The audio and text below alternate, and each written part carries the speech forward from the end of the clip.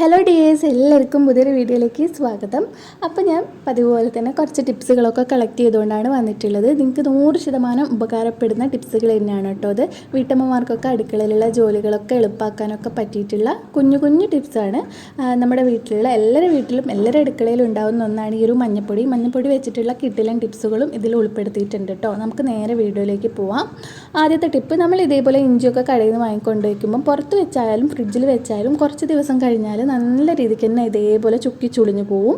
ഏകദേശം ഒരാഴ്ചത്തോളമൊക്കെ നമുക്ക് നല്ല ഫ്രഷ് ആയിട്ട് കിട്ടും. അത് കഴിഞ്ഞാൽ ഇത് ചുക്കിച്ചുളിഞ്ഞ് എല്ലാം കൂടെ നമുക്ക് ഉപയോഗിക്കാൻ പറ്റാത്ത രീതിയിലേക്കൊക്കെ ആയിപ്പോവും. അങ്ങനെ വരുന്ന സമയത്ത് ഒരു പാത്രത്തിൽ വെള്ളം എടുത്തിട്ട് അതിലേക്ക് കുറച്ച് ഉപ്പിട്ടിട്ട് നമ്മുടെ ഇഞ്ചി ഒന്ന് അതിൽ വെച്ചിട്ടൊന്ന് കഴുകിയെടുക്കുക. ഒറ്റ പ്രാവശ്യം മാത്രം കഴുകിയാൽ മതി.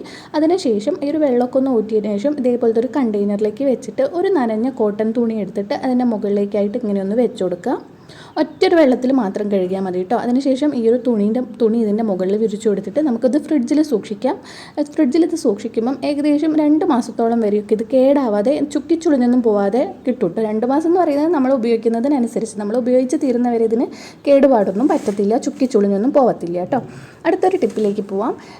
ഇതേപോലത്തെ ഡ്രൈ ഫ്രൂട്ട്സൊക്കെ ഉപയോഗിക്കുന്നവർക്ക് അറിയാം, ഇങ്ങനെ ബദാമൊക്കെ നമ്മൾ കുറേ ദിവസമല്ല കുറേ കാലമൊക്കെ എന്തെങ്കിലും ബോട്ടിലൊക്കെ ഇട്ട് വെച്ച് കഴിഞ്ഞാൽ അത് കുറച്ച് കഴിയുമ്പോൾ തന്നെ അതിൻ്റെ അകത്ത് കറുത്ത നിറത്തിലുള്ള ചെറിയ ചെറിയ കുഞ്ഞു പ്രാണികളൊക്കെ വന്ന് നന്നായിട്ട് കുത്തിപ്പോകാനുള്ള സാധ്യതയുണ്ട്, കുത്തിപ്പോവും.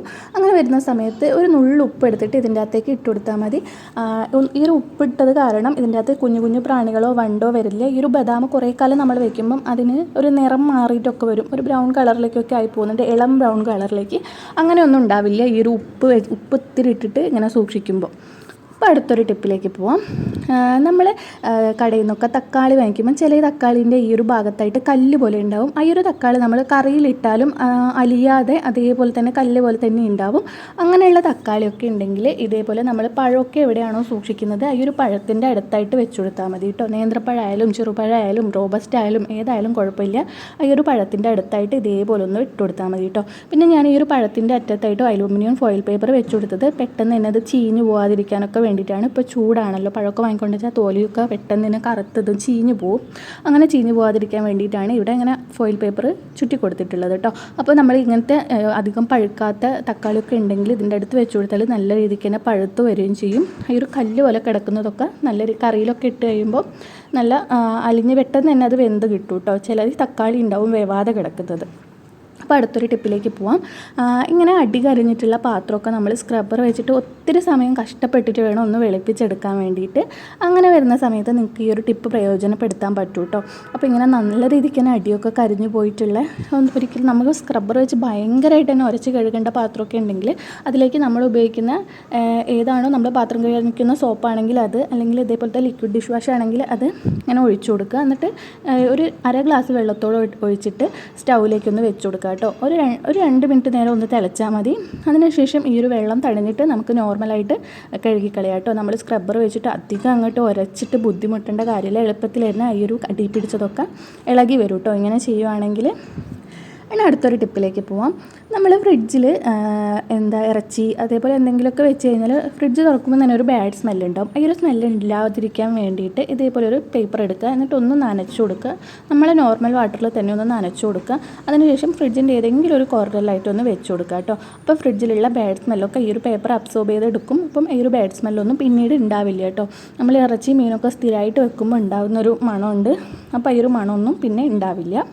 അപ്പോൾ അടുത്തൊരു ടിപ്പിലേക്ക് പോകാം. അത് നമ്മുടെ മഞ്ഞൾപ്പൊടി വെച്ചിട്ടാണ്. എല്ലാവരുടെ വീട്ടിലും എല്ലാവരുടെ അടുക്കളയിലും എപ്പോഴും ഉണ്ടാകുന്ന ഒന്നാണ് ഈ ഒരു മഞ്ഞൾപ്പൊടി വെച്ചിട്ടുള്ള ഒരു അടിപൊളി ടിപ്പാണ് കേട്ടോ ഞാൻ പറയാൻ പോകുന്നത്. അതിന് വേണ്ടിയിട്ട് ഇത് ഞാനൊരു ഒരു സ്പൂണോളം മഞ്ഞൾപ്പൊടി എടുത്തിട്ട് ഒരു പാത്രത്തിലേക്ക് ഇട്ട് കൊടുക്കുന്നുണ്ട്. ഇനി അതിൻ്റെ അകത്തേക്ക് വിം ലിക്വിഡാണ് കേട്ടോ ഒഴിച്ചു കൊടുക്കുന്നത്. കുറച്ച് വിം ലിക്വിഡും കൂടെ ഒഴിച്ചു കൊടുക്കുന്നുണ്ട്. പിന്നെ ഇതിൻ്റെ അകത്തേക്ക് ചേർത്ത് കൊടുക്കുന്നത് കുറച്ച് ബേക്കിംഗ് സോഡയാണ്. കുറച്ച് ബേക്കിംഗ് സോഡയും കൂടെ ഒഴിച്ചു കൊടുക്കുന്നുണ്ട്. പിന്നെ ഇതിലേക്ക് കുറച്ച് വെള്ളം ഒഴിച്ചിട്ട് നല്ലോണം ഒന്ന് മിക്സ് ചെയ്ത് കൊടുക്കുക. വിനാഗിരി ഉണ്ടെങ്കിൽ വിനാഗിരി ഒഴിക്കുക, വിനാഗിരി ഇല്ലാത്തവരാണെങ്കിൽ വെള്ളം ഒഴിച്ചാൽ മതി കേട്ടോ. വിനാഗിരി വേണമെന്ന് നിർബന്ധമൊന്നുമില്ല. ഇനി ഇത് നമ്മുടെ കിച്ചൺ സിങ്കിലാണ് കേട്ടോ. ഒരു ബാഡ് സ്മെല്ലൊക്കെ മാറാൻ വേണ്ടിയിട്ട് ഇത് സഹായിക്കും. അതേപോലെ തന്നെ എന്തെങ്കിലും അണുക്കളോ അതേപോലെ ബ്ലോക്കൊക്കെ ഉണ്ടെങ്കിൽ അതൊക്കെ നല്ല രീതിക്ക് തന്നെ മാറിക്കിട്ടും കേട്ടോ. രാത്രി നമ്മുടെ എല്ലാ ജോലിയും കഴിഞ്ഞ ശേഷം ഇതൊക്കെ ഒന്ന് കഴുകിയിട്ട് അതിലേക്ക് ഇത് വെച്ചിട്ട് ഇങ്ങനെ ഒരു പഴയ സ്ക്രബ്ബർ വെച്ചിട്ട് കഴുകിയിടുകയാണെങ്കിൽ നല്ല രീതിക്ക് തന്നെ വൃത്തിയാവുകയും ചെയ്യും. അതുവരെ നമ്മൾ എന്തെങ്കിലും അഴുക്കൊക്കെ അതിൻ്റെ ഉള്ളിലൊക്കെ കുടുങ്ങിക്കിടക്കുന്നുണ്ടെങ്കിൽ അതൊക്കെ അങ്ങ് പോവും. ബ്ലോക്കൊക്കെ ഉണ്ടെങ്കിൽ നല്ല രീതിക്ക് പോവുകയും ചെയ്യും. എന്തെങ്കിലും അണുക്കളൊക്കെ ഉണ്ടെങ്കിൽ എല്ലാം നശിച്ചു പോകും കേട്ടോ. അപ്പോൾ രാത്രി സമയത്ത് ചെയ്യുന്നതായിരിക്കും കൂടുതൽ നല്ലത്. ഞാനിതിലേക്ക് ഒഴിച്ചു കൊടുത്തിട്ട് ഒരു സ്ക്രബ്ബർ വെച്ചിട്ടൊന്ന് തേച്ച് കൊടുക്കുകയാണ് ചെയ്യുന്നത്. നല്ലോണം വൃത്തിയാവും. അതേപോലെ അബദ്ധത്തിൽ ഹാർപ്പിക്കൊക്കെ ഒഴിച്ചിട്ട് കിച്ചൺ സിങ്ക് ക്ലീൻ ആക്കാനൊക്കെ ശ്രമിച്ചവർക്കറിയാം, കിച്ചൺ സിങ്ക് ഉൾപ്പെടെ കറുത്ത് പോയിട്ടുണ്ടാവും. ഈ ഒരു കറുപ്പ് കളറൊക്കെ ഇത് തുടർച്ചയായിട്ട് നമ്മൾ ഉപയോഗിച്ച് മഞ്ഞൾപ്പൊടി ഉപയോഗിച്ച് കഴുകുമ്പം അതൊക്കെ നല്ലോണം മാറിക്കിട്ടും കേട്ടോ.